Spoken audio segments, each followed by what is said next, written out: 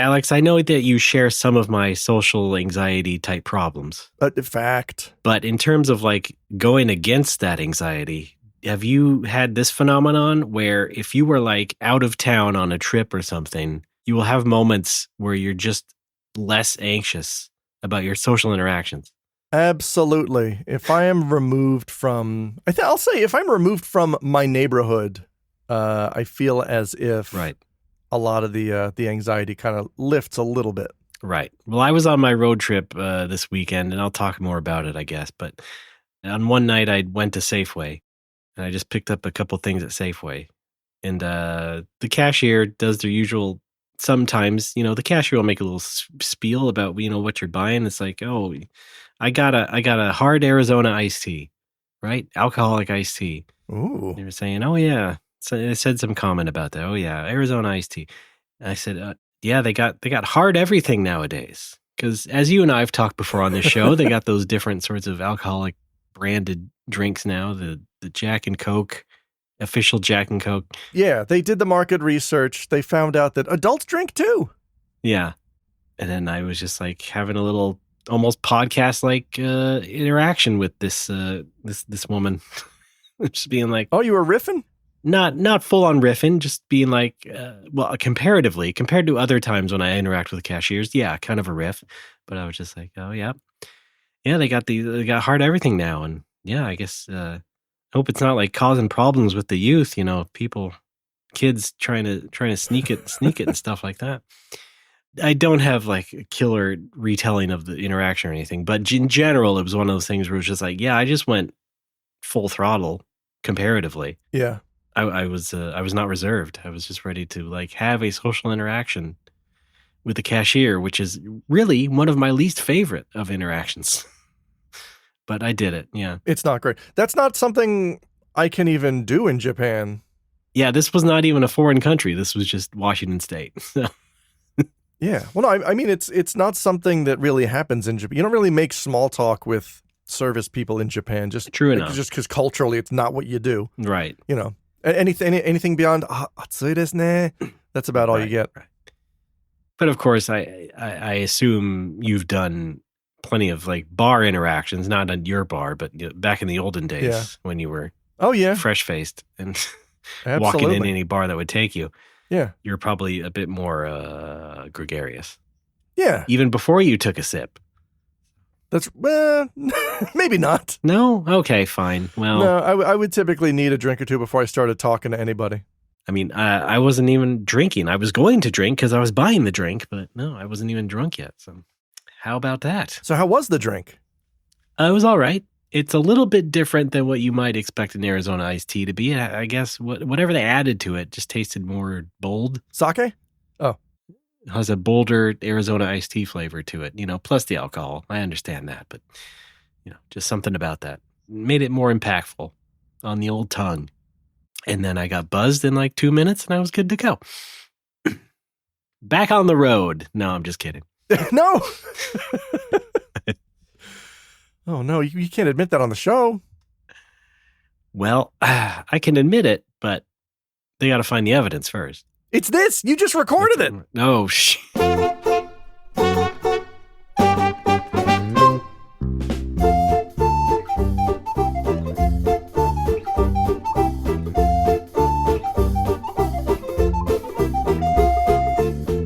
It's No More Whoppers. Welcome to the show, everybody. My name is Ray Barnhold, Embargoed Review. And with me, as always, co-host of the podcast No More Whoppers, Alex Frioli.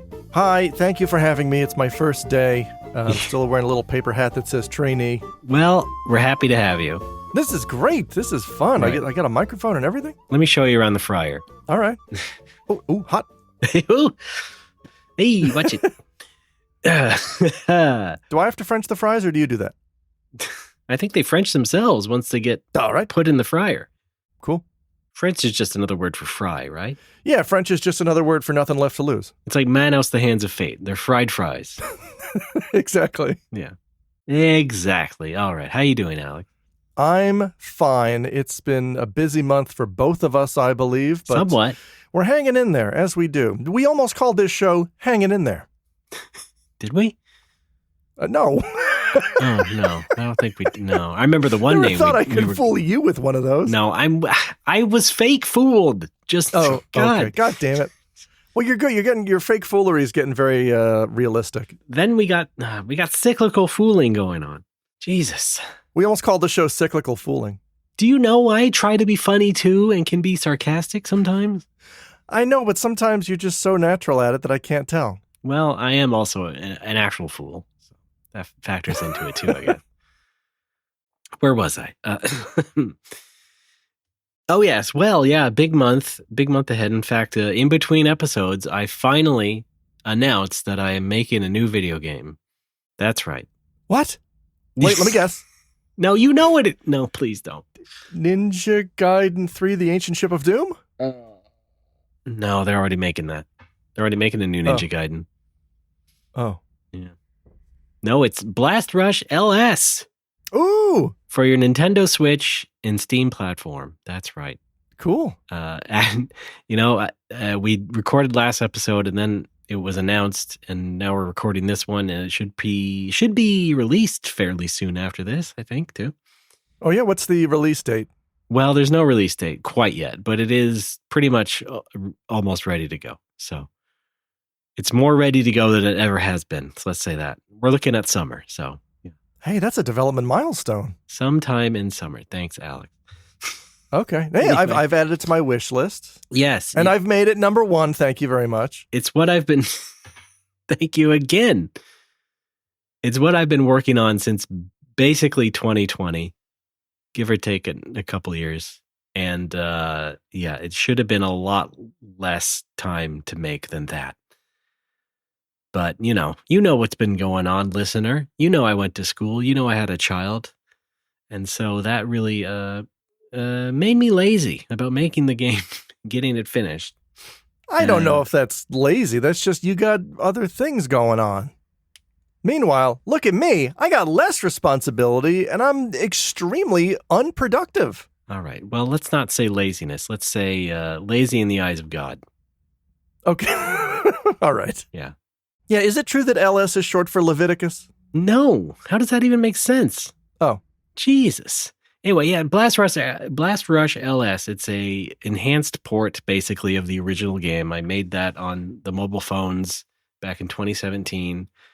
I immediately had ideas to, sort of refresh it all and add some new stuff. And that became sort of like what this is, a console-type experience. And so... in 2021, I got the Switch dev kit and started working on it more in earnest. And long story, very short, that brings us to today, where it's finally almost done and ready to go.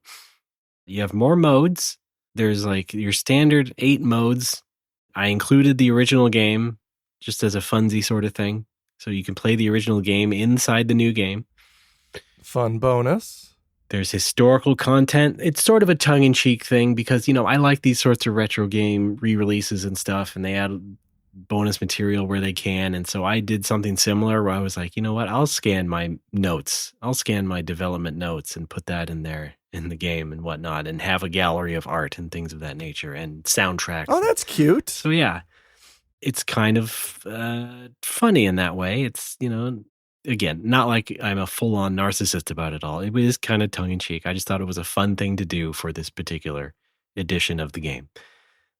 And and there's new mini games and stuff and new music. It's all it was all pretty much redone from the ground up, except for the sprites that I reused. But yes, it is a much tighter package than the original debut game was. So cool. What does the LS stand for?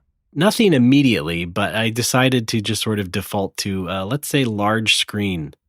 Okay. Because it went from a mobile phone to a console and PC. So yeah, I could see that. Cool. You can say that, yeah. I will say that when people ask me on the street. Am I repeating myself? Sorry. No, I apologize. I'm trying to think of what else to say. But LS, it's also like the Lexus LS, the car. Okay. Are you doing a cross promotion with Lexus? I'm not. This is just like the fancy luxury edition of Blast Rush. You can think of it like that. Okay. And, it's unique. It's not like I could have done EX or something or HD. That's a little too rote for me. I like to be a little bit different. It's been done. So I picked 2 different letters. And there you go. Okay. Not the same. You didn't do LL. No. All right. Ladies do love it. That's true. Ladies love Blast Rush. Oh, call it LLBR.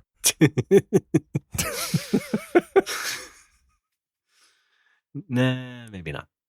But yeah, just getting it done, trying to find more bugs and get those squashed before it gets out for real. And getting it done. We'll see. There'll probably be more to come, more bugs to come, I'm sure. Oh, no. Because I am doing this single-threaded. I did get some help before, like designing some stuff, but now it's just me doing everything in the final stretch. And so it's not easy and not fun. And hopefully it doesn't end up embarrassing me completely.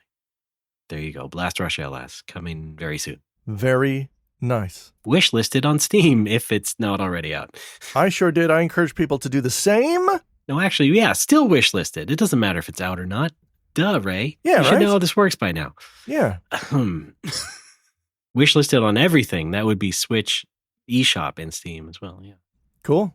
Tiger Electronic Handheld? When's that coming out? No. All right. No. No. Playdate? No, I don't think so. No. I got other Playdate ideas, not that exactly. Edgy PC. No. Okay. Links?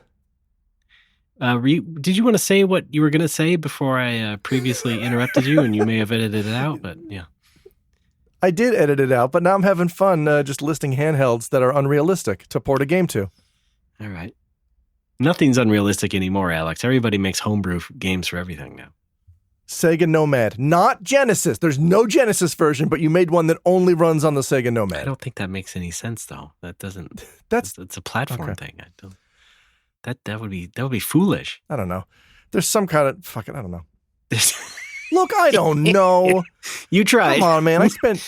I spent 2 hours. You tried to be a game developer for a second there. Fighting fantasy bosses. Yeah, now my brain is fried. I can't talk about this stuff. But here's what I can talk about. I made some Steam purchases recently. Raymond, are you familiar with Steam? Yeah. The thing we just talked about. Yeah, the thing we just talked about? No. Yeah. You do know it? You don't know it? You talking about hot water? Yeah, I'm going to describe how a shower works. All right, good. Because I need one. No, it's was it science, technology, engineering, and math? Oh, yeah. That's what Steam stands for. Yeah, they should call that Steam. I picked up on the recommendation of our good friend Ike Heavensward. I picked up a detective game called The Root Trees Are Dead, which is it's so far up my alley that I immediately spent 3 days playing it. So far up your alley and your ass that you love it to death. Yes. I converted the game to binary. I printed it out. I stuffed it all the way up my butt. And your butt could read that? Really fun. Yeah, it's called butt reading. I put a Game Boy Advance e-card reader in my butt. You could fit a micro up there, certainly. Then I take it around to retro game cons as a display. And let you people make them swipe? Yeah, but it has to be really slow because it's the e-reader. So. Right. Just imagining people very, very slowly just swiping 8 cards, and then you start singing the theme to Clue Clue Land. Yeah, well, what I do is I sit on a table, but then I get one of those Skebe chairs from the Soaplands, Oh, right. With the butt crevasse in it. That's right, yeah. Crevasse? That's what it should be called. That's the American name. Crevasse chair, yeah. Then you can play balloon fight. Balloon fight? No, not a balloon fight guy. Balloon fight. I've never believed that balloons belong on the battlefield, but right. I guess MGS5 proved me wrong. Yeah, right. Well, and Peace Walker before that, but yes. You're gonna extract him. How about Balloon Kid? No. I've played Sky Kid. Oh, wow. Wall Street Kid. There were a lot of kid games back in the day. Yeah. Daydream and Davy didn't have kid in the title, but he was one. He was, yes. Did we go off on another tangent? Did you have a topic we you might were talking have. I picked up Daydream and Davy on Steam. I really encourage folks to check it out. The you can Root be a Trees knight are or dead. a cowboy. Oh, that's The Root Trees Are Dead is a detective. It's basically like a genealogy detective sim, which is may not sound enthralling, but I found it to be very compelling. Like 23andMe, the game, kind of, yeah, and it takes place in I think 1998 or 99, and you're kind of limited to the in-game internet to look for information.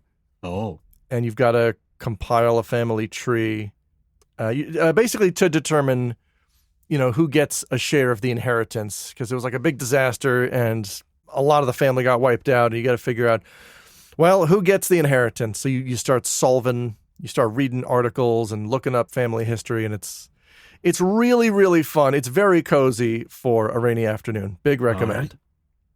Right. Okay, then. So it's about as long as an afternoon? Well, here's the thing. I know that we say rolled credits on a game when you kind of beat, like, when you get the first ending. And I guess I did, but that's like halfway through the game. There's still a lot more to go. I think now I'm actually coming up on the end. There's a much longer second half where you got to do some more sleuthing. I see. Is there a harem ending? Not that I know of. Okay. It's not that kind of game? It's not that kind of game. You spend a lot of the game looking at a cork board with photos and yarn and the internet. Yeah. I see. It's one of those type of things. Oh, that's interesting. It's one of those, but like, yeah, if you just want a very chill afternoon, it's a big recommend. Do you get to actually drag the push pin with the string on it? And no, make the all of that is already there. Like the push pins and the yarn is already there, but you have to fill in. There's just blank paper being connected. You have to fill in the person's name, occupation, and photo, because you have a bunch of photos to sift through as well. I want the full realism. Well, then you should solve real mysteries. All right. Folks, we're announcing... I just want an excuse to go to Office Max. Our own detective agency, Nobuo Tante Co. Sure, that's a start. Yeah. All right. Crime fuckers. How about... No, that's... No. Is that like the PS1 game Crime Crackers? Yeah, Crime Crackers is so good, though. Let's call ourselves Crime Crackers. We're white enough. Yeah, we're Crime Crackers. That's true. That is also pretty good. Yeah. Let's yeah. So, folks, if you need anything solved, just call the Crime Crackers. It's me and Ray. We're hanging up Joe Don Bakers. We're not getting any bookings at all. My wife and I came up with a manzai name for ourselves, and it's French fries. She thinks that sounds like a pretty realistic manzai name. Anytime either of us does something stupid, we turn and look at a non-existent camera and say, "We are French fries." It's pretty fun. Yeah, you're basically just doing No More Whoppers again, but with your wife, and it's not recorded. It's great. It's fun. Yeah. All the IMs that you and I shared over the years are now just being rechanneled into your wife's interaction. I'm very happy to have an offline Ray. Yeah, exactly. It's good stuff. DRM free. Yes. So that's a big recommend, that game. Right. I also picked up yesterday, Blocko 2 was on sale for half off. And I'm like... Dragon Quest Blocko 2, Electric Blockaloo. As we've covered, Blocko is boffo. I have never played Blocko 2. Everyone says it's a huge improvement over 1, and so far it is. It fixes my biggest complaint about 1. Oh, okay. I thought you didn't play 1. No, I played 1 on the PS4. I think I bought that at launch. Yeah. That was back when I was still buying DQ games on day 1, just kind of regardless. The good old days. The good old days. Picked up Blocko day 1, and I liked it, except for the fact that every time you finish a chapter, it just erases everything you built, which was, kind of the sense of accomplishment of that game. Was you're rebuilding towns. You're rebuilding all these places that the Dragon Lord destroyed. Nope, gotta keep moving. Let's go. Yeah. As soon as the next chapter starts, no, it's gone now. It's all right. I can't ever revisit it. It's just all right. Yeah, it's very strange how they just sort of took the Minecraft concept and was just like, no, let's make it extra linear. And then forgot what it was. Yeah, they forgot some things. Yeah, let's... I mean, they seem to have fixed that for 2. From what I've heard, because 2, I guess you go to different islands and your stuff stays there once you build it, which is kind of nice. I streamed it for about an hour and a half last night. It was very cool. Folks in the chat love a good Blocko. twitchyb/hoodabadooey. Yes, go check that out. I'm on Twitch. You can even ask questions. Yes, you there. Is this Dragon Quest? Yes, read the game description. It's right there. Is this Minecraft? It is inspired by Minecraft, certainly. Hello, streamer. How are you? Hi. Oh, boy. That's always fun. It's always great when people address you as streamer. Like, you may as well just call me content creator. Some people do it just as a meme.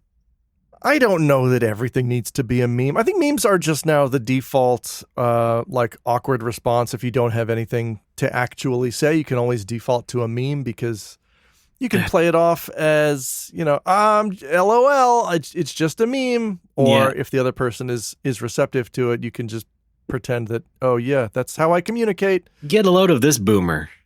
That's just what a boomer would say. What? We don't need to be saying memes all the time. Not everything has to be a meme. Where's my oatmeal?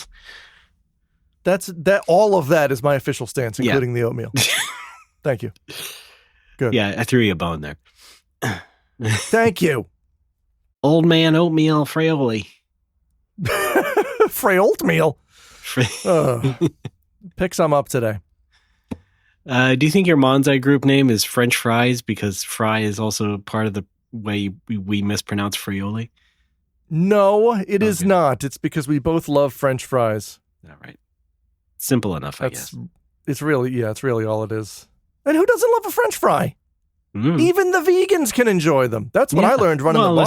I had a vegan pal from New Zealand who would come in and he would always get French fries. Right. Well, unless they're cooked in beef tallow. No, I use what they call salad oil. Yes. Isn't that just vegetable oil? Yeah, it's vegetable oil. Yeah. They call it salad oil? Yeah. Yes. I would buy a giant drum of salad oil at the Amica and I would heft it into my bicycle basket, and usually I'd have to just walk the bike up the hill because you cannot bike up a hill with 20 pounds of, or however much it was, of vegetable oil in your bike basket. No, you're not doing any uphill biking. No. No, sirree. I do now. I empty that basket out. All right, great. So, how did the Dragon Quest Builders 2 strike you?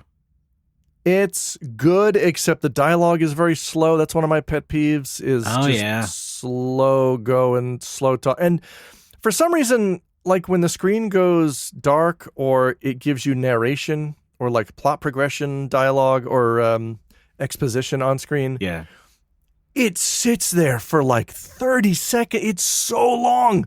Yeah. It's 3 sentences. And I was streaming it last night and I deliberately read the 3 sentences as slowly as possible. And it still was not enough. It still hung on that screen for like 15 more seconds. Wow. I don't understand who that's for or why it does that. It's very little money. It doesn't need to do that. Which is, of course, a cousin of Little River. Right, yes. You got some Simon info this month, didn't you? Oh, yeah. Sure. Okay. Time for another deep cut thing no one but me cares about. Time for a Boke date. I can't play the drops, unfortunately. I think I'm dropless this week because of audio difficulties, but that's right, I can do it. Little River. Okay, perfect. Yep, you're a voice maestro at this point. Yeah.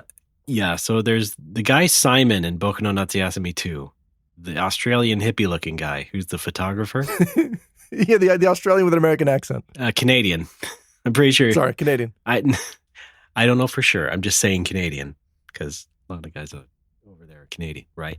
Yeah, that's a stereotype. Anyway, that exact character model shows up in the next game, Bokura no Kazoku, Our Family Growing Up in the 21st Century, which is, the next Millennium Kitchen game for PS2.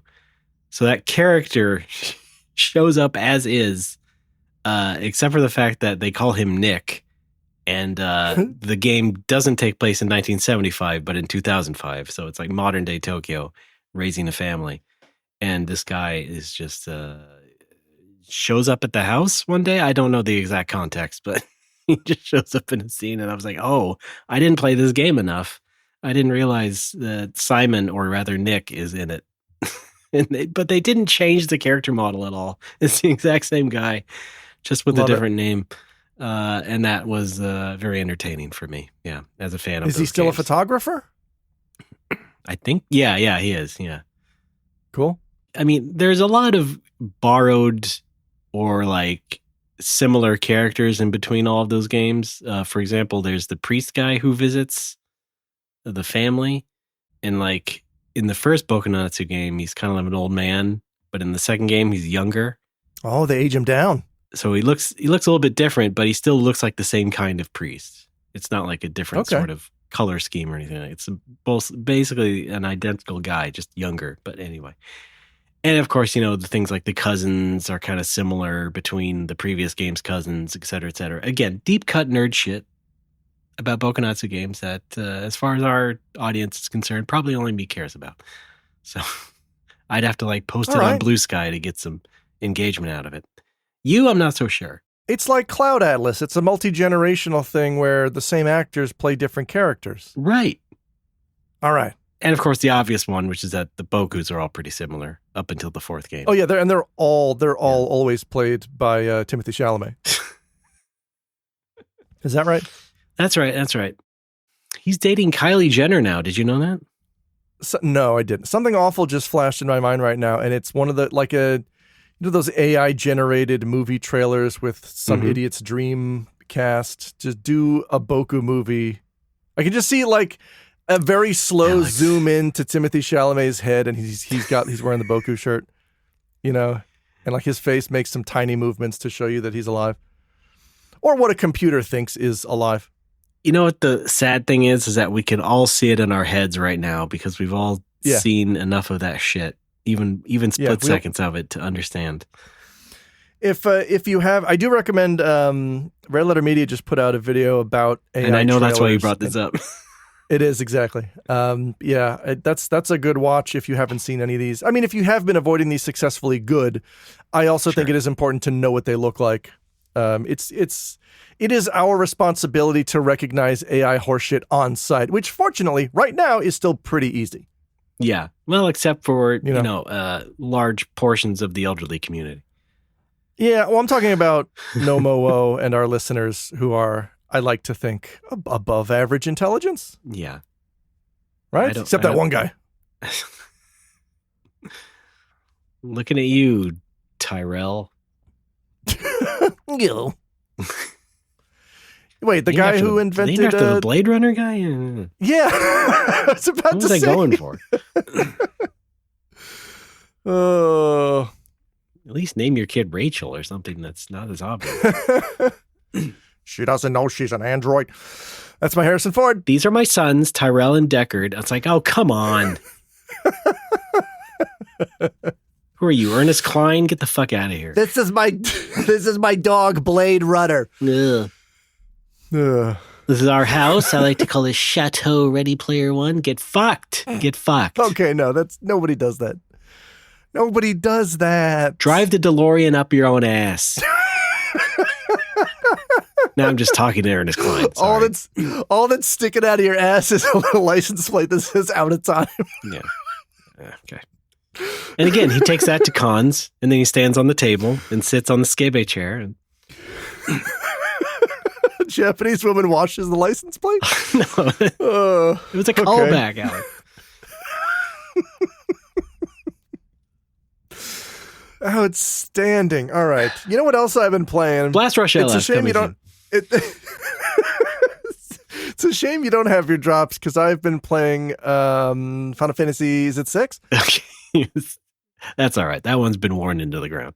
I've embraced 2 different ways of FF6 brainworm. Oh my god. Having. Oh my lord. I recently started running the Worlds Collide randomizer. All right. Which is really fun. And you've played a randomizer before, though, right? Yeah, I used to play FF1 and Dragon Warrior 1. Oh, not 6. I thought you did do 6. No. But there's something about I don't know if this is just randomizer culture or if it's just FF6 Worlds Collide in particular, but like, I didn't realize that the whole point of these things is competitions. Oh, by now, sure, yeah. I'm on the Discord because I thought it was just like, oh, here's a fun way to play FF6 again where things are shuffled around. Like, that's what I like it as. You know nerds. I do. They'll find a way to make it competitive. I'm on the Discord for Worlds Collide, and it's nothing like they treat it as if it exists only as a competitive thing. Oh God. And I guess I guess that makes sense because at this point we know the game forwards and backwards so well anyway. What's left but to race another nerd at it? But what about the people who just want to have fun? Yeah, like me. Like I just want to play. Oh, there's a new seed this week. It's the seed of the week. Let's check it out. Oh, that's like the seed of the week this week is all treasure chests have nothing in them, but all shops are free. Nice. And on top of the rest of the game being shuffled around, which is I like that. That's kind of fun. Yeah. However, I do want to start organizing competitions with Nobuo listeners. I think Questmoreland said he'd be interested in doing a race. I think it'd be really fun if we could get maybe 4 folks together. We're trying to figure out a way to stream that because there is a way. We just have never done it before. That's cool though. I mean, it's fun. So it randomizes like a lot of things. I know how randomizers usually go. They randomize a lot of different parameters of a game, and or in some games, just randomize maps and stuff. Like if it's, I guess, Metroid or Zelda. Yeah, FF1. This one doesn't do that. I don't think. I like that the FF1 randomizer did that, and that's how I like to play it. Was anytime you step on any tile that is supposed to take you to a different place, that is randomized. Whether it's like in a dungeon or even a town on the map, like you could walk into Corneria and it takes you to the 4th floor of the water dungeon or whatever. Right. With an RPG, it's a little more complex as far as like randomizing a map goes because like Zelda and Metroid are basically grid based. And so you can just fashion rooms however you want. A little less so in an RPG where you have varying sizes of on-screen map and like area that you're in and stuff like that. Oh, do you mean randomizing like the tiles? I kind of mean like both in the sense of like layout and tiles. So yeah, you could. Because I don't think any of them do that. No. To my knowledge, I don't think the RPG ones do that. But yeah, like you said, Metroid can do that pretty easy. Zelda, right? And Doom randomizers. What's that? There's several different Doom randomizers. What's Doom? Well, you're dyslexic. You might know it better as Mood. Mood, big fan of Mood. All right. Check out my Doom ring from Die Software. Cool. Oh, I just saw some video where someone. Oh no, it was a movie. It was the movie Blackberry. It's about the making of the Blackberry, but it's like somewhat comedic. Sure. And one of the co-founder guys is like a bigger nerd than the other guy. And so he talks about Doom and how, anyway, he mentions Doom and references ID Software. And I'm like, no, it should be id. No. I mean, I called it ID when I was a kid because I didn't hear it. And I was only reading it in a magazine. Oh, yeah. We all called it ID. Right? Yeah. ID choppers. Yeah. But when you're making a movie in 2024, you should know that it's been established as id already for decades at that point. So anyway. Oh, yeah. It's like, saying GIF. Yes. Like we know now. Uh-huh. Yes, of course. Choosy moms choose JPEG. What? Thank you. What about, here's one I've heard from my FF static. I've heard gib. I'm pretty sure it's jib. Yeah. As in like giblets, know? But I heard someone say they got gibbed by a boss, and I was like, hey, how have you only seen that one in print? I thought we settled that one. Oh, you're a gibbon now? Ook. Are you ready to go ape? Okay, what is the other way you are once again playing FF6? I have started speed running the game. A speed run is where you do it fast. All right. Yeah. You're like, this is for real earnest speed running before you've just done these goofy little challenges. Yes. Like don't ever press the B button or something like that. I don't know what it was. Oh, God. I mean, I have done a lot. I did a low step challenge. I finished the game 2 steps above the theoretical minimum. And the only way to get it down, I think, is just RNG manipulation, which I don't want to fuck with right now. I think this is kind of similar to what happened when I got into speedrunning Suikoden. There's like something I'm avoiding in my life, and I think here it was. I think this is how a lot of speedrunners get started. Yeah. I was not ready to start working on something because I put a video out a few months ago, and I know I have to start working on the next one. And I was putting it off, and I'm like, what's a good way? I think, I wasn't thinking this consciously, but I think subconsciously I was thinking, what's a good way to put something off? Oh, I'll learn how to speedrun a video game. Right. I feel like this is going to be me after this game finally ships. I'm going to be like, I do have another game idea, and I should maybe get that off the ground. Or I could try streaming again. Yes, streaming's great. No, I'm kidding. Stream Blast Rush. No, I'm done. Oh. Yeah, I got this wild idea to learn an FF6 speedrun. It's the any percent glitchless category. I think the world record for the North American version is 4 hours and 50 some minutes. I think the Japanese version is 4 hours and 40 something minutes. I have both cartridges. I'm trying to learn both runs. I did a run of the North American version a couple weeks ago, and I got, believe it or not, 6:10:50. Was the actual finish time, which is a very significant number for FF6 nerds. But more importantly, why? 6:10:50 is what you have to set the clock to in Zozo in order to receive the chainsaw. Oh, you have to set the hour, minute, and second hands on the clock, and the time it wants is 6:10:50. Wow. And just by sheer coincidence, I finished the game in 6 hours, 10 minutes, and 50 seconds. Wow, it's magic. Yeah. But after doing that, it was like my mind cleared. It was like, oh, I can get back to work. And I cranked out the New Game Plus script in a week, and then I shot it a week later. Nice. And now it's uploaded. Yeah. You just needed to get a speed run out of your system. Yeah. There was some kind of mental block where I had to do something before I could move on. I don't know why. I'm going to keep running it. I spent the money to buy another stupid splitter so I could hook a second monitor up to my capture card and play it with 0 input latency. So we're going to be running it again. My goal is to get sub 6 hours at some point. Why not just go whole hog and get a CRT?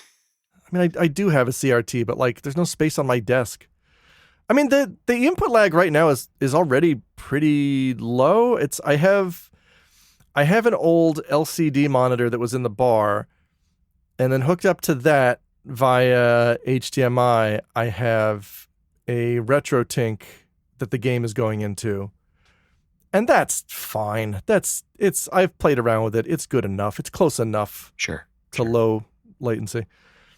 But yeah, I don't know why, but I had to do this. I had to do a stupid project before I could move on creatively and do something new. Yeah. And I don't know why. That's just how our brains work. Yeah, to be honest, I probably will revisit Low Polytown after I ship the game. Yeah. Which, did I even talk about it much on this podcast? Yeah, you talked about setting it up and letting it go. The 24-hour A-Train stream that you could control the camera in. Yeah. And it went down, and I was just like, I was kind of done with it at the time because I was like, this wasn't really what I wanted. I wanted to have more of a social media strategy behind it. Oh. In a sense, in a very loose sense.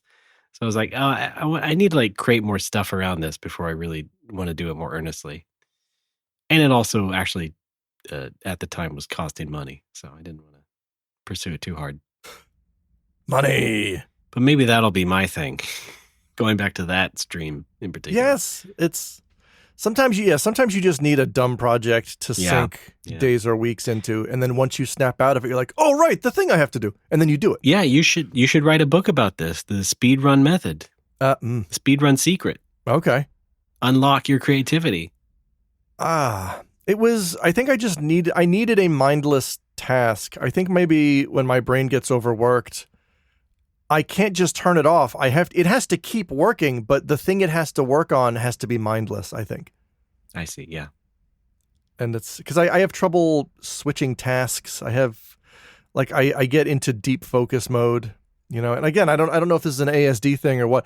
I kind of touch on this briefly in the New Game Plus video because our pal Ben Yoder asked about dealing with potentially undiagnosed autism, and I've kind of come around to the idea that like it doesn't matter if I have a diagnosis or not because I still have these tendencies. They don't go away. Yeah, there's not like a medicine you get to take that makes it you not be that way. So I think the way to approach it is just, keep doing what you've been doing. And what I've been doing is just dive into these stupid projects to appease your brain and then move on safely. Speedrunning basically is the ultimate stim for a lot of people. Yes. Yeah, it kind of is. Oh, boy. As we know. Oh, man. I even opened up. I have a Hudson Joy. Is it a Joy card? What's the one with the turbo on it? Super Joy card? I saw the picture. Yeah, I have a Super Joy card, and I swapped out the D-pad and the face buttons for actual Super Famicom controller buttons, and it feels much better. It does not feel as spongy. Yeah. You mean the buttons, not the pads, or the pads as well? No, the pads were fine. I compared the pads; they're identical, but the D-pad that was in there was a lot shallower. Oh, okay. And so were the face buttons. Oh, I didn't know that. It made them feel mushy, and so I swapped them out for actual Super Famicom parts, and it just feels like a dream. Oh, that's crazy. And it's got turbo, which is allowed in these categories. Hi. Good. Yeah. I still have the ASCII pad for Super NES. Is that the one with the 3 programmable buttons? No, it's all just turbo switches like the Hudson one, but I think the buttons are pretty much more accurate to the Nintendo OEM version. I had the Super Nintendo programmable pad it had those 3 thin buttons around the face buttons that you could program different commands into. Mm-hmm. And really all I used it for was either Mortal Kombat fatalities or Sabin's Bum Rush from FF6. That's all I used it for. Are you talking about the SN program pad? That's it. That's the one, yeah. The one with the clear plastic? Yes. Yeah. You know what I do need though is, so when I practiced the FF6 runs, I was emulating and I was using my 8-bit do, which has auto fire. Mm-hmm. And I would just, during cutscenes, I timed it. Like the first time I played through the game, I turned on auto fire and I timed it from first input of a cutscene to last input of a cutscene. And I added those to my notes. Right. So that I knew, okay, this cutscene lasts 3 minutes and 25 seconds. I can go to the kitchen, I can refill my water, or I can go to the bathroom or whatever. The Joy card does not have auto fire, it only has turbo. And that's weird. Yeah. I don't know if there are any Super Famicom pads that do auto fire. Well, the ASCII pad does. Does it? Oh, yeah. Shit. Well, I guess I got to get one of those. Yeah, it does. Yeah. I just confirmed it. Well, I guess I'm in the market for an ASCII pad. The ASCII pad, each button has a switch that goes from off to turbo to auto. So. See, that's what made me excited about the Joy card, because I found it in K House. Yeah. One of the shops in Osu. And every face button had a switch, and each switch had 3 settings. And I'm like, oh. Oh, yeah, but things are different in Hudson World. It turns out, yeah, setting 1 is normal. And I assumed setting 2 was turbo and setting 3 was auto. No, it's just, it has 2 different speeds of turbo.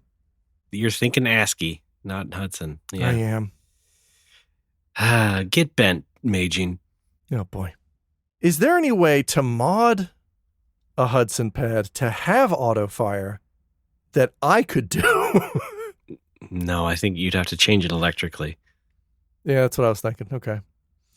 All right. Well, was the ASCII pad released in Japan? Well, yeah. It had Super Famicom colors. That's why I bought it. Oh, shit. Okay, well. Because I had a Super Famicom controller in America, basically. Maybe I'm going to Osu this afternoon then. Yeah, I don't know how widespread it was or anything, but you could try and find it. Yeah, I'll see what's around. And it is actually still called the ASCII pad in Japan. So yeah, you should be good to go. All right, you know what they say: ASCII, and you shall receive. There was a Konami one too, wasn't there? Or was that just wireless? I think that was just.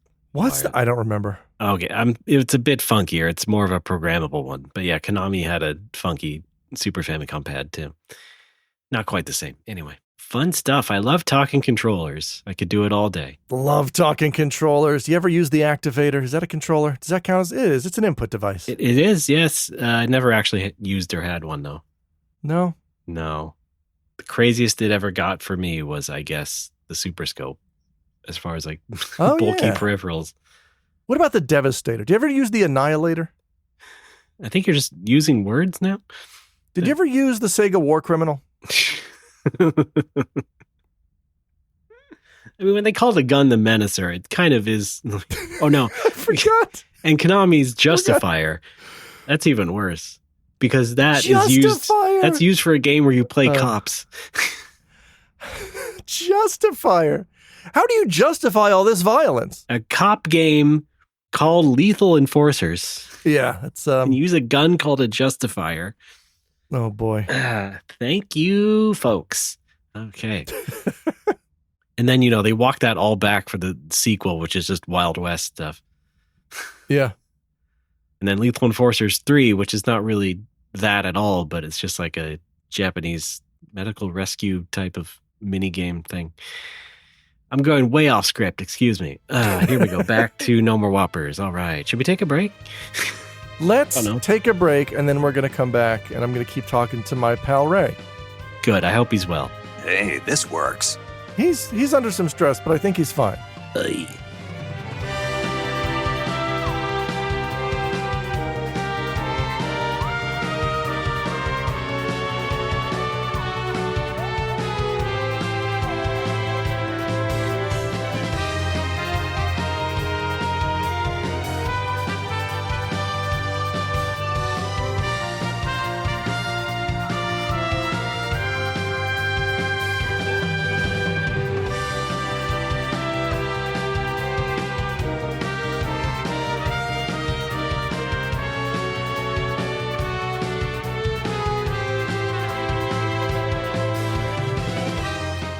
Folks, we're back. It's No More Whoppers. I'm Ray. That's Alex. Hey there. Of course, we are, as we're recording this, perhaps even 24 hours away from the launch of the Nintendo Switch 2, the most exciting video game system since, I don't know, name another handheld, Alex. The Nintendo Switch? No, you were naming obscure handhelds before. Oh, right. Yeah, sorry. Gamecom. Okay, fine. Yes, the most exciting since that. Yeah. Not much more else to say. Of course, there's been plenty of consternation from every direction about the stupid thing. I just want it to be out already, so maybe some people will calm down. You know what I mean? Just go play your gosh darn Mario Kart. I see a bunch of crazy people on social media, and I don't mean the kind of social media we like to use. I mean like TikTok type of stuff where people are just like wanting to actually boycott Nintendo. And I just want to reach through the screen and tell these people, boycotts work when it's like political stuff, not fucking nerds being mad about video games. It's not going to work that way. Just because Nintendo put in a license agreement or whatever that they might remotely disable your system if they find you hacking it, doesn't really make any difference one way or another to most of the general public. So, yeah, what is the difference? Like, what is the difference between a boycott and just not buying something because it looks bad? Well, a boycott is something you announce in front of other people. It's organized, right? Yeah, it's supposed to be organized. But in the minds of these losers, a boycott is something where you're supposed to just rally your followers on social media or something, and then everybody agrees to not do the thing. And then time comes, and you'll see that most of them are so stupid they forgot what they said, and then they just do the thing anyway. That's usually how these online boycotts work. Not like an actual organized one, which is usually based, like I said, in a political cause of some sort. Yeah. Not your dumb little video games. Not your complaints and grievances about Mario Kart. Maybe it's time to start muting Switch 2 on social media. I haven't been muting enough terms. I think that's probably the solution for me, because in general, yeah. Yeah, like I'm not going to block anybody just because they talk about something. Reserve blocking for like actual horrible people. I do know somebody in FF14 who is a little too block happy, and I'm kind of worried that it's going to lead to them not having enough people to play with. Because interesting, like if they meet a rando who messes up a fight, they're like, "Oh, I blocked." I'm like, they could get better. Like, they weren't trolling, they weren't griefing you. What are you doing? In a game like that, I don't think that's Yeah, I don't think that's the way to approach that. I love my blocking and ignoring, but that's like in an actual social media site. In a game, I would feel like it doesn't matter. Okay. Like everybody starts out not knowing how to do fights. It's kind of silly to just block people. But muting, I am okay with admitting that I mute a lot. Not a lot. I mute a handful of people, like mutuals on Blue Sky, because I like those people. I like what they do. They post about a singular thing that I don't care about. I have at least one Blue Sky mutual who posts, I'm a fan of this person. I'm very happy that we're mutuals. They post nothing but Gunpla, immediate mute. They use Blue Sky as a Gunpla platform, a gun platform, I should say. Yes. And it's just, I don't care. It's not in my wheelhouse in any way, shape, or form. It's just, here's a mute. And I've been doing it. I do it for accounts that have one singular focus, and it's not anything that I'm into.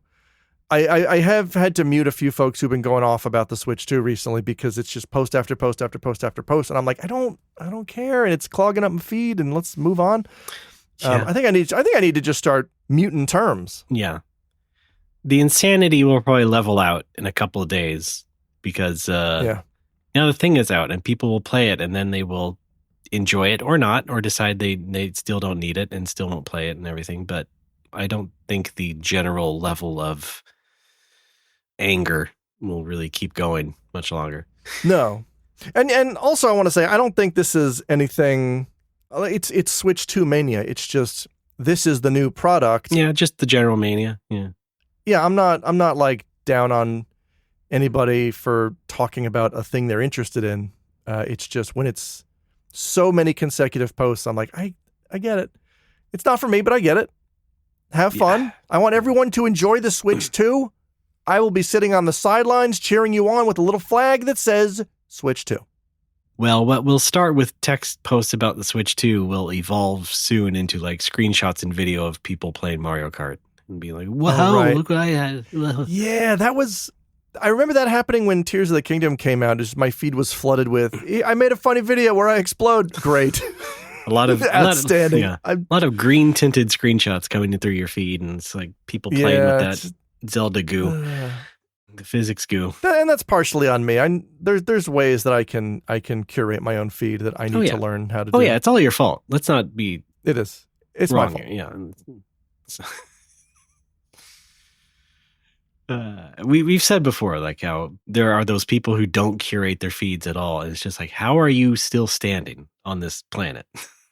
Oh boy, yeah. How do you manage to continue your life? Some of you are parents. How are you still managing to be a parent while you were looking at your own fire hose every day? For a while, I was still on like the default X view back when we were still on X, where I was just seeing not my feed. I was seeing, the curated for me, which is basically just here's a bunch of ads and people you don't follow. And I'm like, isn't there just a way to see the people I follow? And it turns out there is. It was just hidden at the time. Yes. Yeah, you got to look for it. Yeah. They want to hide that stuff from you. Yeah. All right. So the Switch 2. You've got yours. Not in my hands yet, but yes.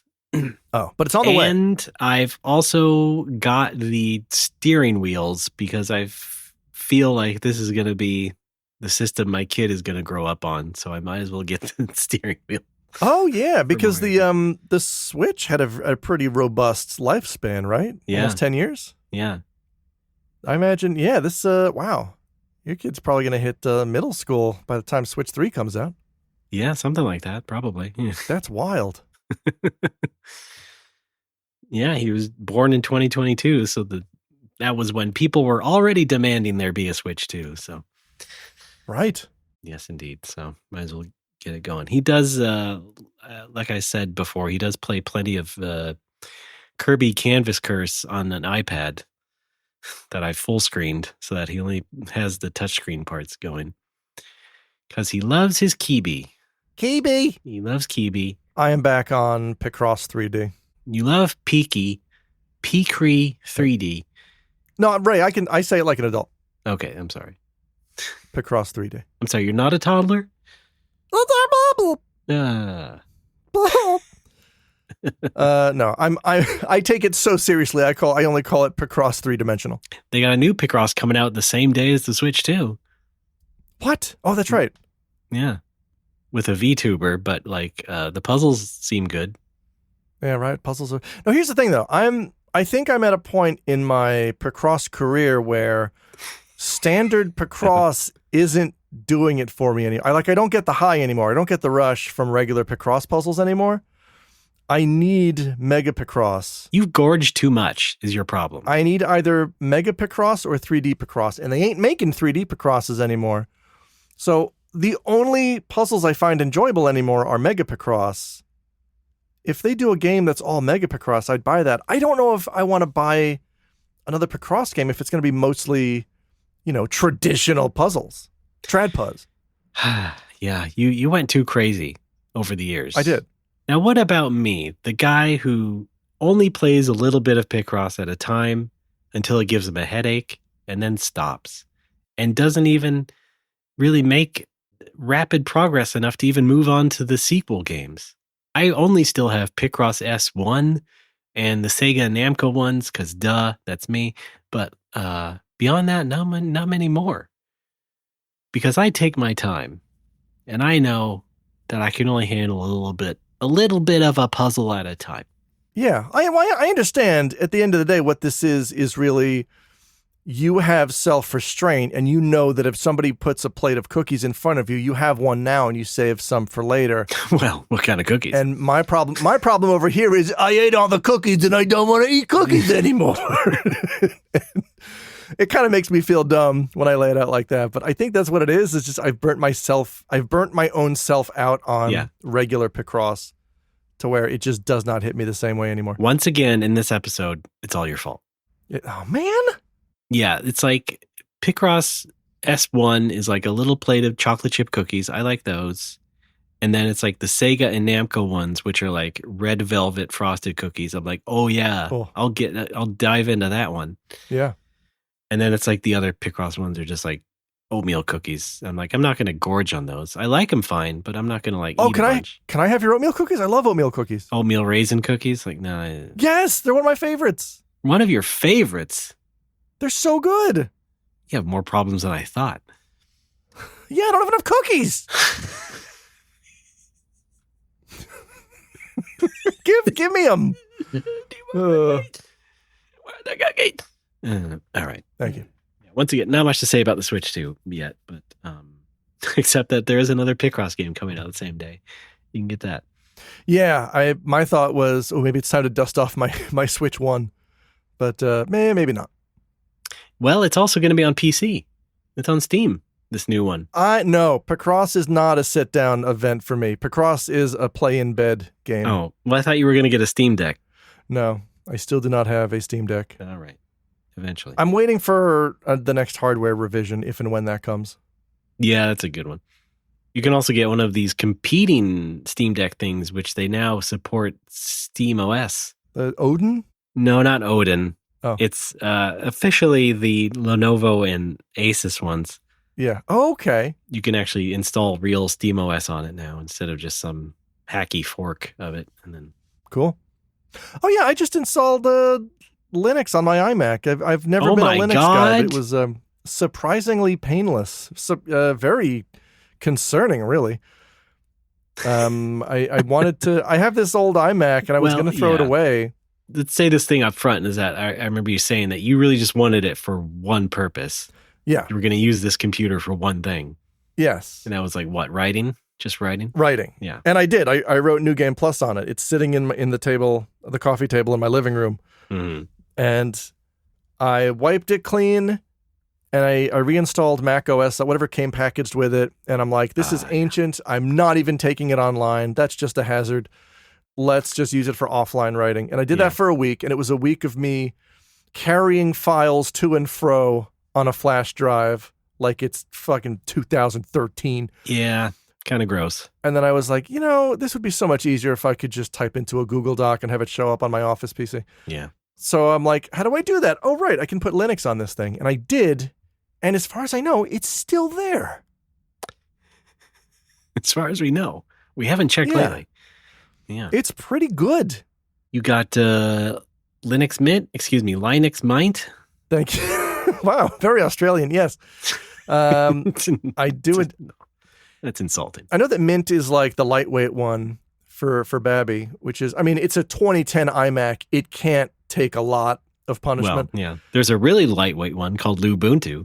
From Dynasty Warriors? Yes. Do not pursue. All right. And I was looking into Mint, and apparently there's even 3 versions of Mint. Yeah. There's an ultra lightweight one, which is XFCE. XFCE. Yeah. Yeah. X-Force Champion Edition. That's the one I installed. And Cinnamon's the fancy one. Yeah. And it's fine. I probably could have run Cinnamon, but I don't know. I kept reading that Cinnamon's fine if you have 4 gigs of RAM. And I'm like, yeah, that's exactly what I have. That's the minimum to install Cinnamon and have it be quote unquote fine. All I need this for is writing. Nothing about this needs to be fancy. Let's just put XFCE on this. Yeah, you can install all the same stuff. Yeah, it doesn't matter. Yeah. Ski free.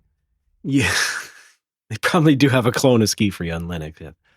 I do need to keep this as lightweight as possible because I like one of the reasons I want a dedicated writing machine is to get rid of distractions, because every time I try to write in my office, I've got everything else that I do here. I've got, there's FF11, there's FF14, there's I meant to watch this YouTube video. This one, all I have is, I think the only app I have installed is Firefox, and the homepage is Google Docs, and maybe there's 1 or 2 other tabs open for research, but that's all it is. And you have the restraint to not open another tab and yes, well, go gooning. Part of living room gooning. Part of the thing that keeps me away from just watching YouTube on this thing is, when it was my primary desktop, I had real speakers hooked up to it. Now it's just got the shitty default tinny iMac speakers, which I'm not watching anything with those. They're awful. And that's kind of what keeps me focused on the writing is there's none of this by design is really multimedia capable in a way that would be distracting. Yeah. I can focus in on what I'm doing, which is great. I thought about putting Linux on my old MacBook, which I just use to print shipping labels. Sure. But I'd have to make sure there was driver software for that printer. So we'll see. That was my primary concern was how are drivers going to work? And you just, when you install it, it just gets dry. It's great. It does it all for you. Yeah. A lot of stuff is a lot of common stuff. And so things that are in Macs, of course, are pretty much covered. Yeah. Because they keep a lot of legacy stuff in their databases and whatnot. So there's going to be some drivers for most things, except for the one other computer I got, which didn't have a driver for the MediaTek Wi-Fi card. And it's apparently just like a notorious thing that will never have drivers in Linux or something. Oh, boy. So I'd either have to get a new Wi-Fi card if I wanted to play Linux. It's fine. Whatever.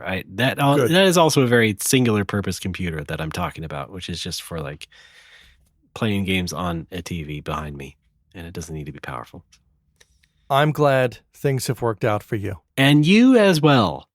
And also with you. Oh, speaking of driver talk, let's finally get into my horrible audio issues from the past month, because this is all driver related. All right, I'll be right back.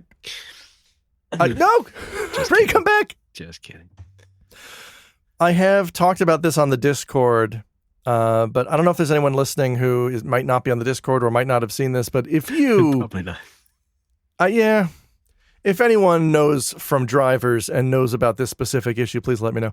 I recently bought a Focusrite Scarlett 2i2 audio input dude, through which I use my XLR mic So what I was using the Wave XLR plus the proprietary Wavelink software, and Wavelink kind of sucks. And I was also realizing I wasn't squeezing every bit of quality out of my mic with the Wave XLR. So I'm like, let's buy an actual audio box. Did that, but that means I can't use Wavelink anymore. So I downloaded Voicemeeter, which is kind of the go-to virtual mixing app if you need to handle multiple inputs and outputs on your machine. Yeah. And Lord knows I do. And it is kind of a bear. I just know from experience. I've used it before. Yeah, it seems to have trouble with certain drive. I don't know if this is just the Scarlett or if it's Voicemeeter or both. So basically there's a type of audio driver called Osio, not to be confused with Asiago, the famous cheese. Or Ezio from Assassin's Creed. That's right. Asiago, by the way, is locked in a lawsuit with my ride-sharing service called AsiaGo. I have the domain first, you know. I gotta go again. Bye-bye. So Osio is supposed to be, quote unquote, the best audio driver, or at least have the lowest latency, which is what I want, because a lot of what I do requires timing. Like if I'm just recording stuff to submit, voiceover, like my daily Nikkei recordings, those, I don't need to worry about latency on those. But when I do this show with you, or when I do Discord with my raid team in FF14, the latency starts to make a difference because we have to keep up the timing. Yeah, we need to keep up the timing. Yeah. Thanks. You're very funny. I know. Very funny, Ray. Basically, jokes require timing, and us goofing around can be interpreted as a kind of joke. And we do have to sort of maintain a tight kind of timing. And if I'm getting like mic delay, that's bad. But the thing about Osio is that it can only be used by one thing at a time. Uh-huh. So that means that if I'm recording into Reaper with it, that means I can't also be using it to talk to you on Teams.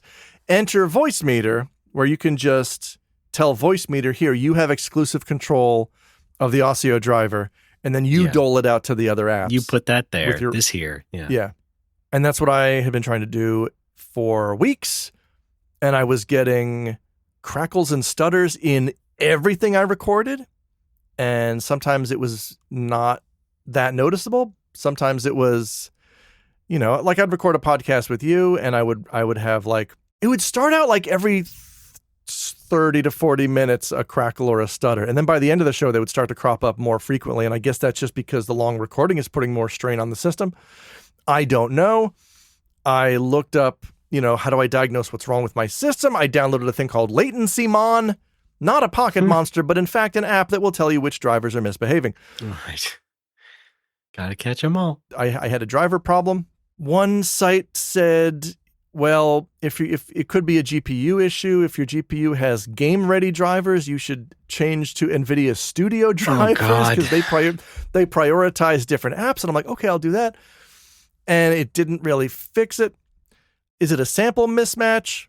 Yeah, in my experience, all the crackling and stuff was CPU-based, or at least raw processing-based. You know what I mean? Like, whatever chip it's using to process it, it can't keep up. And so it But that's what got me concerned, because like this machine is 4 years old.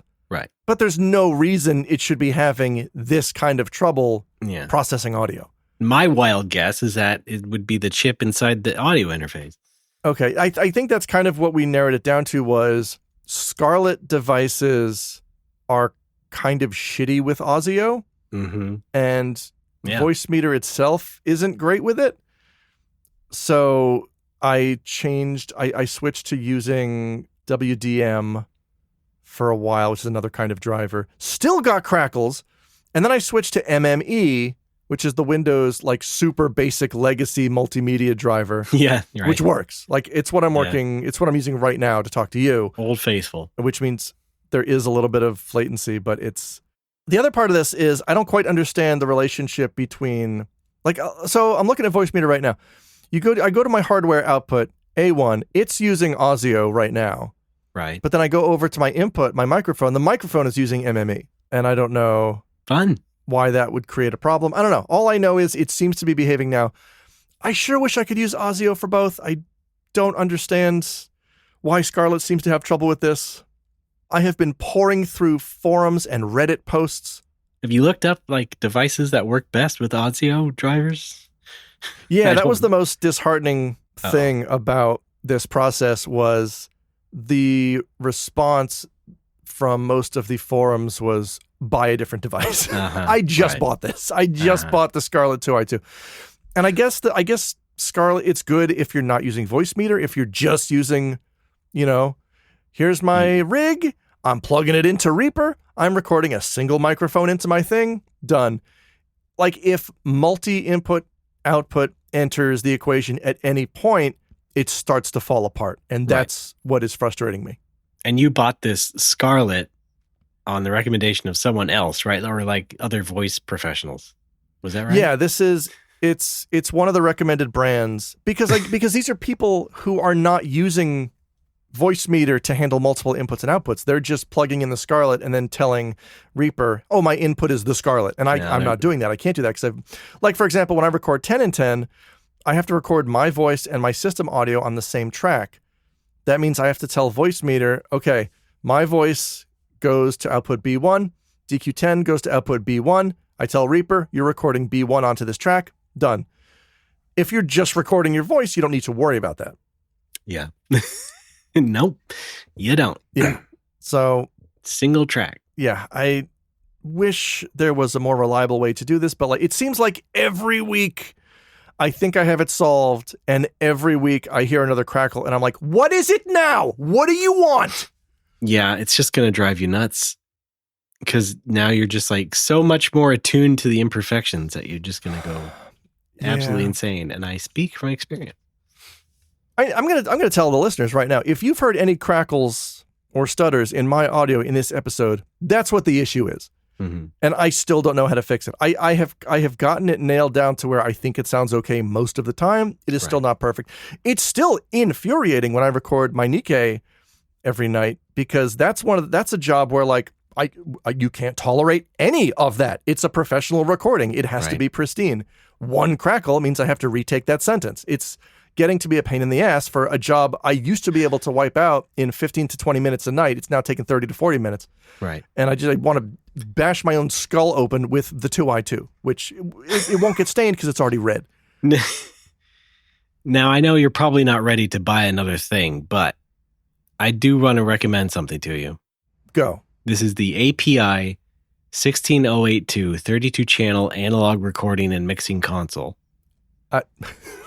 32 channels? Now, it is going to set you back $96,900. But it might just be the solution you're looking for. That's a lot. All right, look, yes, if we can use Patreon money, sure. It comes with stickers. Sold. Yeah. Well, give it a shot. All right. I mean, it comes with the legs. That's pretty good. All right. Never mind. I listen, there's also the 16 channel. Obviously a lot less expensive. I need one. $53,900. I'm sure that'll just plug into your computer and work plug and play, right? No problems. More like plug and pray, am I right? Well, you've been living that life so far. It hasn't worked out for you. So, I mean, geez. Yeah, I know. All right. I wanted to put that out there. If anybody in audio land is familiar with Audio and Voice Meter and Scarlett products, and you know any kind of fix to this that's not buy a new input or get a better CPU, please let me know. Alex, I feel like at this point, you're just going to be grinding up against the wall here, trying to find something that isn't going to be found. Do you really think our audience is going to have your magic solution? Yes. We have audio people who listen to the show. We have audio professionals who know more than I do. Well, not to diminish our audience, but I mean, considering all the searching you have already done and research and trying but tweaking and twiddling, like, I don't know if it's really if there's a light at the end of the tunnel. All right, Negative Nancy. It could just be something I haven't considered. And what I'm asking is, I'm right. Hey, is there something I haven't considered yet? Right. We're drawing on the listeners to maybe give us an additional perspective. I guess. I don't think that's pointless. It just sounds to me like you've considered a whole lot already.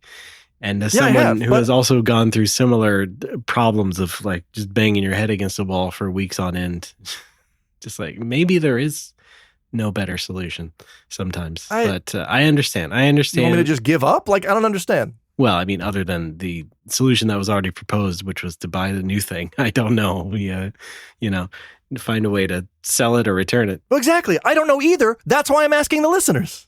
So we agree that we don't know, but I'm taking that to the next step, which is let's ask people who might know. No, now I got him mad. I'm sorry. I got him all mad again. I'm sorry, folks. I didn't mean to do this.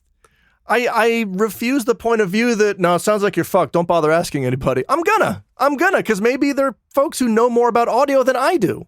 In fact, there are. And they listen to this show, and I'm seeing if they have a solution.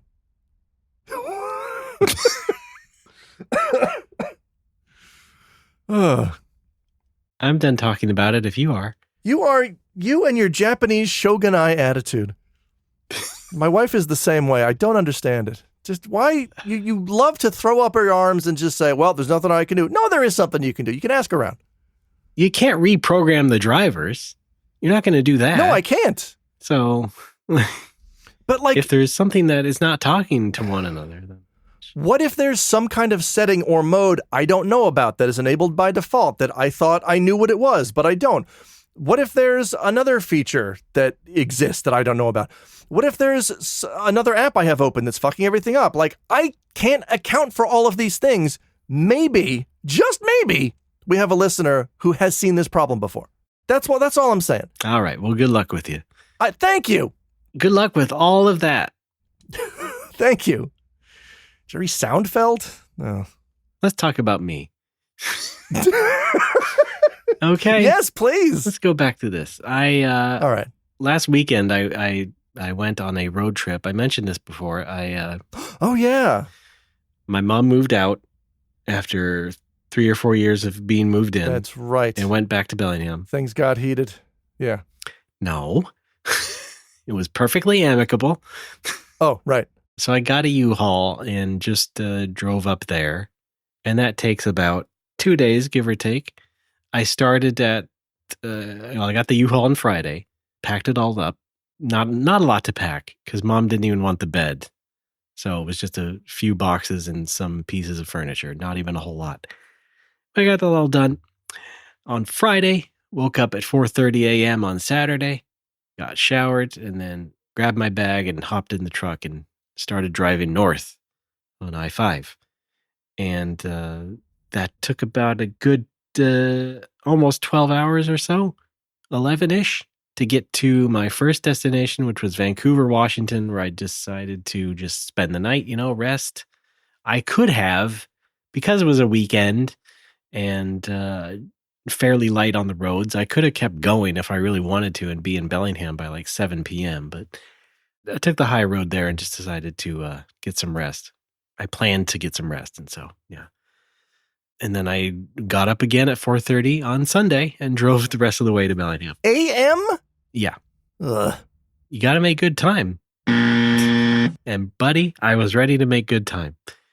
Because I then had to get to Bellingham in time and have enough time to unpack and do everything to then go to the airport and take a plane to Seattle and then a plane to San Jose. Because the U-Haul was one way and I wasn't going to drive back because then it would be, 4 days. And I didn't want to do that. How did you fit the U-Haul on the plane? I returned the U-Haul first and then got on the plane. That's what I'm saying. Okay. I didn't want to drive it back. You drove back south, you returned the U-Haul, then you took a plane north, and you took another plane back home. I drove north, returned the U-Haul, okay, then took a plane or two south back to California. Okay, connecting flights? Yeah. All right. Yeah, they opened the door and then I jumped onto the other one. Okay. Heading? 8? Judges? All right. North by Northwest? Yes. That's a movie. So wait, if there's a Vancouver, Washington, is there also a Bellingham, British Columbia? No, there's not. Damn it. There's an Oakland, Oregon. All right. Great. They call it OO. Yeah. As you may recall, listener, from some years ago, I have done that sort of trip before. The first time was when not the first time, but last time I drove Mom down here in a U-Haul on much the same trip. And then before that, I had... Oh, surely you let her sit in the cab with you. Yes, Alex. Okay. And I don't have much to talk about. It's not a very exciting trip. It's just I-5, Interstate 5 here on the West Coast. And so it's a pretty straight shot. There's not a lot of hills or crazy things to worry about. But it is a nice, decently scenic drive. And so I got that out of it. And I got to relish all the alone time, of course. Caught up on some podcasts and some YouTube videos I downloaded. I didn't watch them the whole time. I'm just saying I listened to them, but had them there on the dashboard on the phone. And yeah, it was all right. Where did you stop for lunch? I stopped for lunch the first day. Well, first I had to get gas, and that was in the morning. So I actually got breakfast at McDonald's. Okay. No, I've heard that Taco Bell is the home of summer gas. Is that not still true?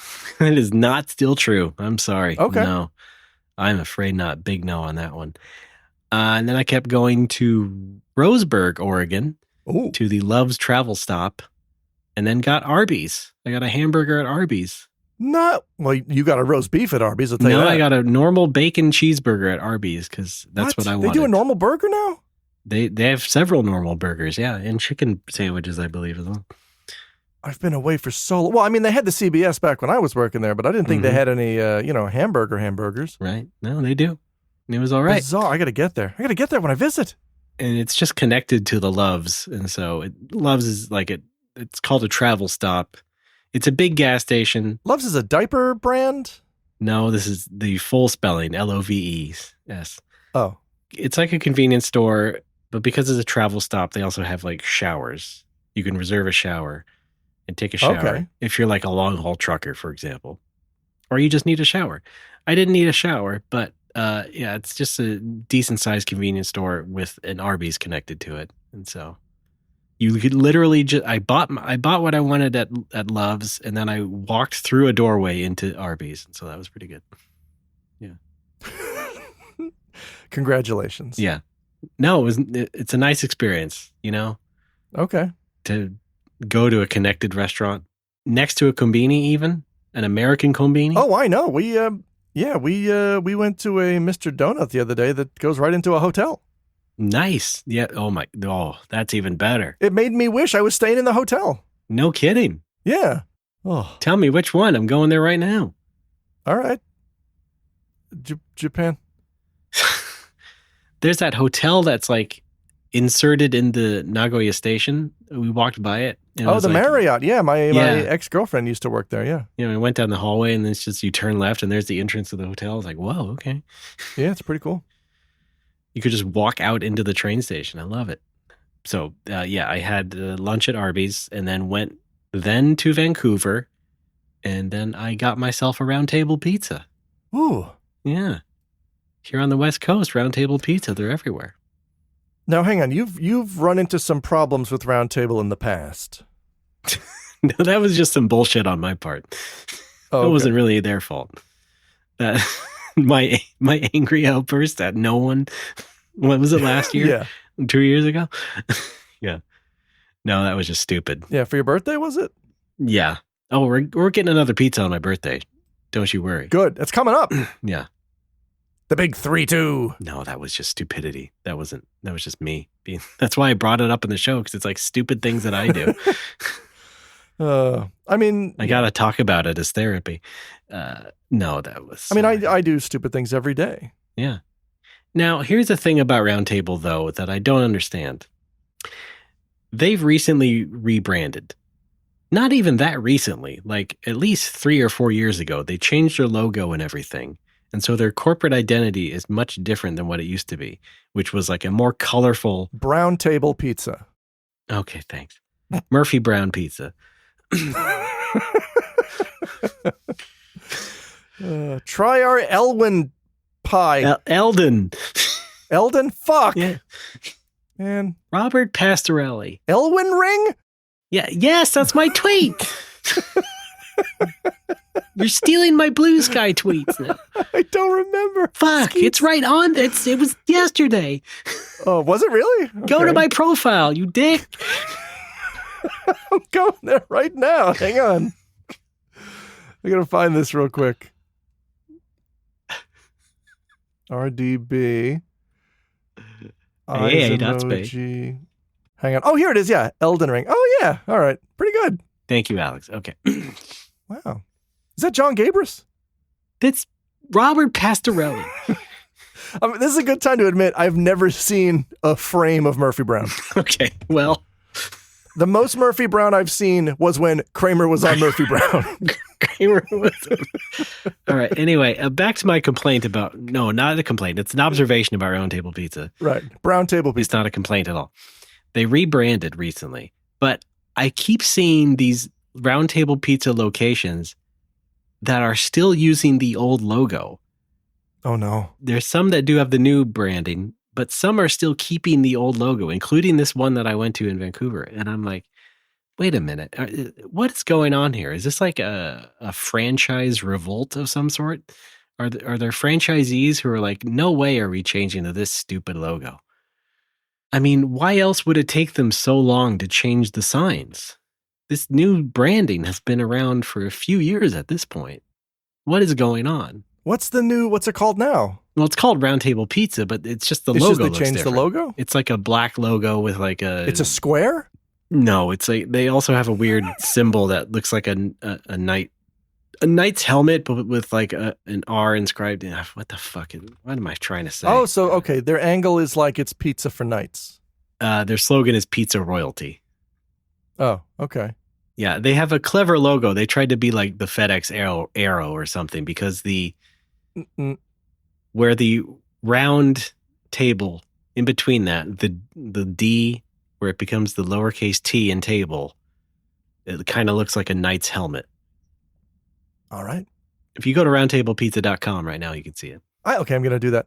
I don't know that knights were considered members of the nobility, were they? I mean, certainly the king was, and he was sitting at the round table, but were knights considered nobles? Maybe they were. Well, it is called Knights of the Round Table. Yeah, Knights of the Round Table. But like, pizza for royalty implies everyone sitting at the table is royalty when I don't think that's true. It was just the one guy. It's not pizza for royalty. It's pizza royalty. Do I have to be a noble to eat there? Round Table is saying they are pizza royalty. It's not pizza for royalty. Okay. Are you doing a bit? Then why not call yourself Pizza King? Because Round Table or, RoundThrone or Pizza Throne, RoundThrone. Why call yourself? Hang on. I'm looking at the page right now. They should call it Round Team. They should call it RoundThrone. The pizza's round. The mug is round. They should call it Round Table. Oh, they do? Okay.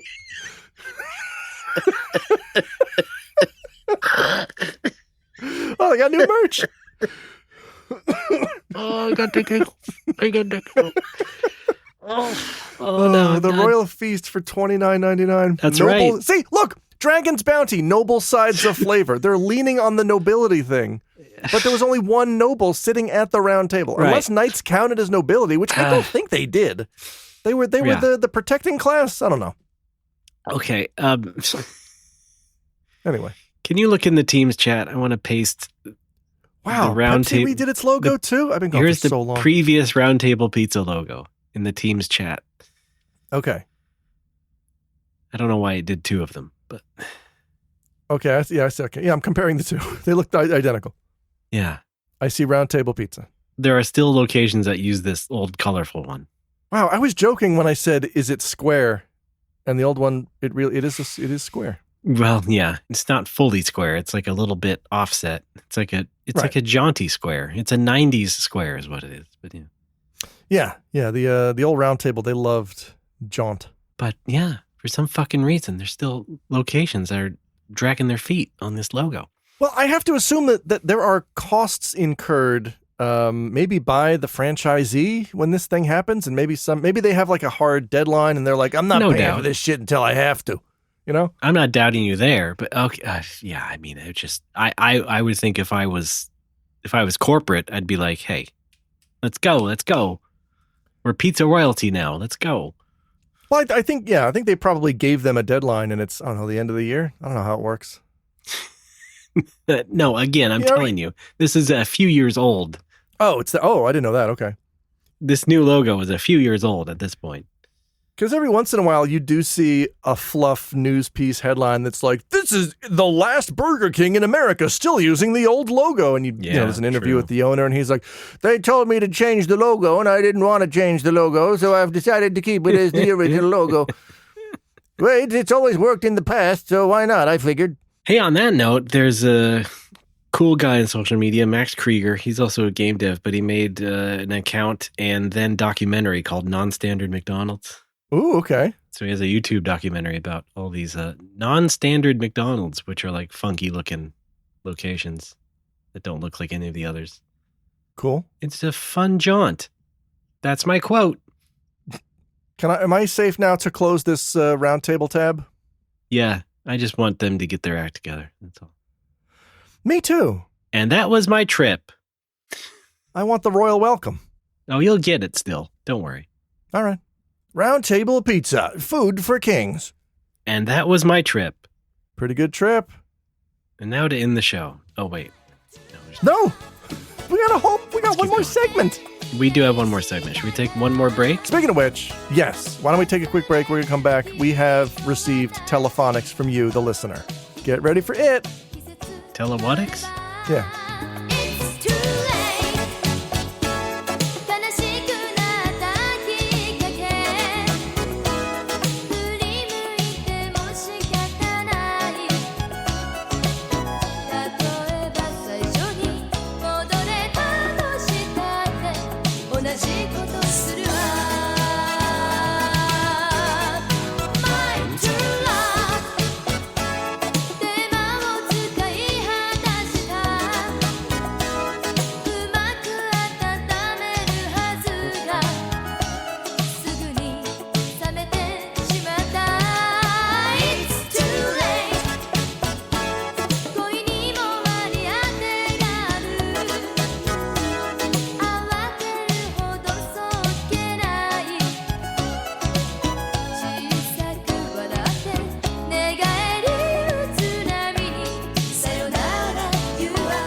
Folks, welcome back to No More Whoppers, episode 259, segment 3, act 1, scene 2.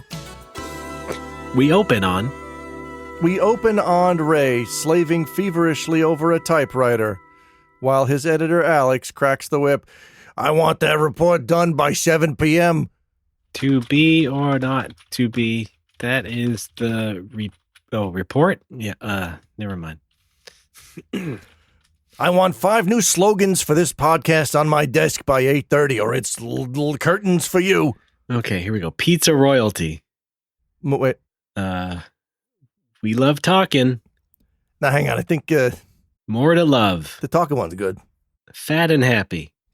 You're listening to Fat and Happy in the mornings. And number 5, go fuck yourself.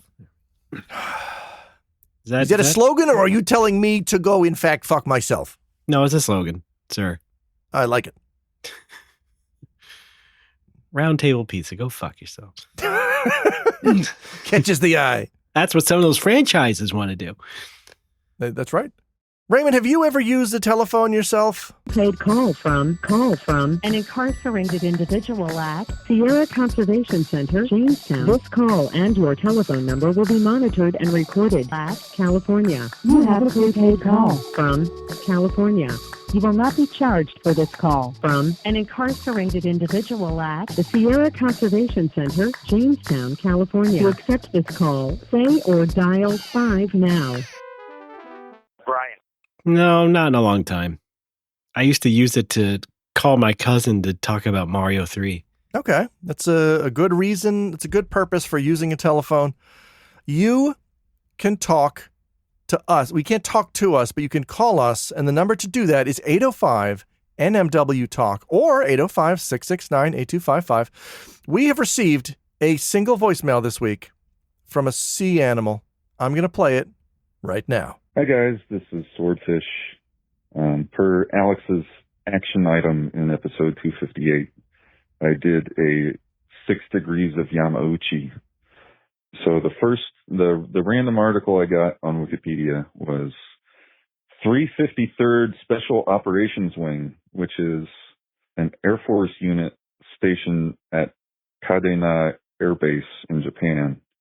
Weirdly, there was no link directly to Japan from that page, so I had to go to Kadena Air Base for my first click, and then Japan for my second click. And then, hang on, I lost my place. Then it was video games in Japan. And from there, it was Nintendo Entertainment System. So that was 4 clicks total from the random page. I hope you enjoyed that information. Thank you, Swordfish. I'm glad you took your time getting all that out. 4 clicks, I think, is a new personal best. Well, not for me personally, but I think 4 clicks is that's certainly the shortest we've ever gotten to the family computer. I'm also extremely surprised that the page for Hatina Air Force Base or the third or whatever that squadron was does not go directly to Japan. Well, I think it's implied, they were just like, yeah, people already know what's going on here. We'll just could have had 3. Yeah, could have had 3, I guess. All right, well, that's our fan fun, eh? That's it. That's all we have. You want more? You need to call in. Swordfish, that was 65 seconds of audio. We're going to use it. Anything between 60 and 90 seconds, we're going to use it begrudgingly. Our hand was forced this episode. We only got the 1 call. How about some more? Our hand was forced. Again. I mean, look, as long as it's below 90 seconds, you're fine. Ideally below 60. And if you can pull it off, below 3. Oh, yeah, that'd be good. What is this, an FF6 speed run? Sick! I mean, 3 seconds would probably be a record. Oh, I thought you meant 3 hours. No. Okay. Well, then. I mean, people should keep their calls under 3 hours. Right, of course. I know that much. I mean, hopefully. I don't even think the system allows it, though, to be over 1 hour. That'd be crazy. Who wants to call in and find out? Wouldn't it be crazy if someone called the number and just did their own podcast? That has to be the idea behind someone's podcast already, right? That's actually not a bad idea, yeah. Okay, maybe we'll do that. But I don't know how long the limits are. Shit. Also, kind of antagonistic. A little bit. All right. Well then, yeah, fan fun. All right. Thank you. Yeah, let's try this then. Someone call in. Leave the longest possible message you can, with the caveat that I am able to edit it down to say whatever I want. All right. I do want to set some ground rules. Okay. Your name can't be Franco. All right. And that's it. You talking about Franco-American? You know. All right. Well, shall we wind down the show then? Let's wind it down because I have a lunch to eat and you've got a bed to sleep. A client to meet. Oh, a bed to sleep. Yes. Well, it's okay. Client. Weird. All right. I had to find something that rhymed with eat. Sleet. It's getting cold over there on the West Coast? Not yet. That's been the show, everybody. Thanks very much for listening to No More Whoppers. You can go to our website, nomorewhoppers.com, to find everything fun about us, including our Patreon is the way to give us money. Patreon.com/nomorewhoppers. You can give us $1 a month just to be a cool gold subscriber, or give us $5 a month and get this show a week early, and also access to our bonus shows. And boy, oh boy, we need to get a fire under our butts for that new show we're doing. Well, we kind of have one. It's going to be soon enough. Don't worry. We'll make it worth your while. My butt is already aflame. We also have a Discord server. You can go to nomorewhoppers.com to find the link. It's free for all. You don't have to be on Patreon or anything for it. Come on and say hi. Thank you very much. And we have merch at shop.spreadshirt.com/nomorewhoppers. You can get buttons and stickers and shirts. And more, I think. No, I think I pretty much said it. Yeah. Anyway, the phone number, once again, for Fan Fun, 805-NMW-TALK. That's 805-669-8255 in the United States. Leave us a message to discuss things we discussed on the show. And please be brief.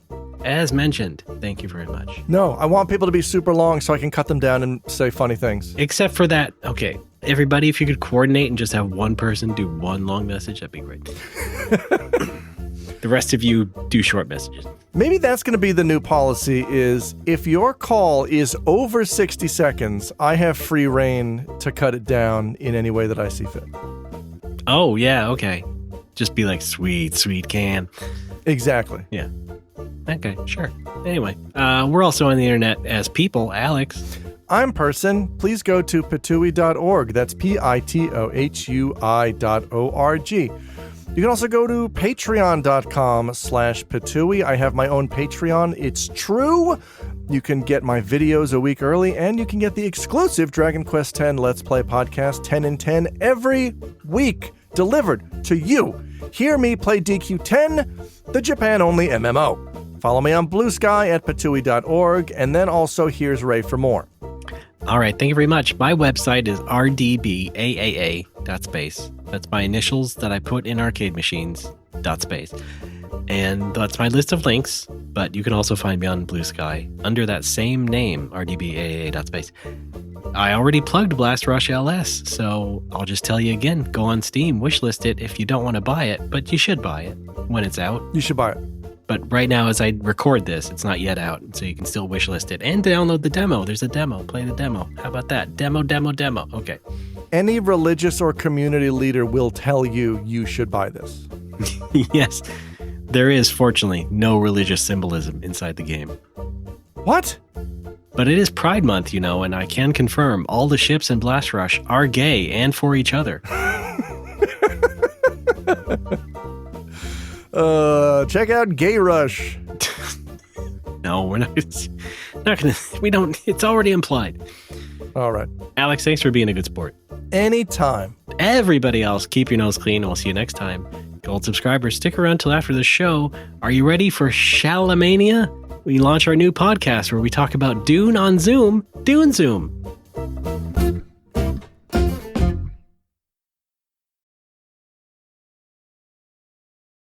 We don't have to do things as memes.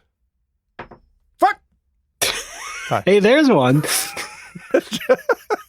Oh, yeah, dropping my ring is kind of a meme, I guess. What was that? Processed too much.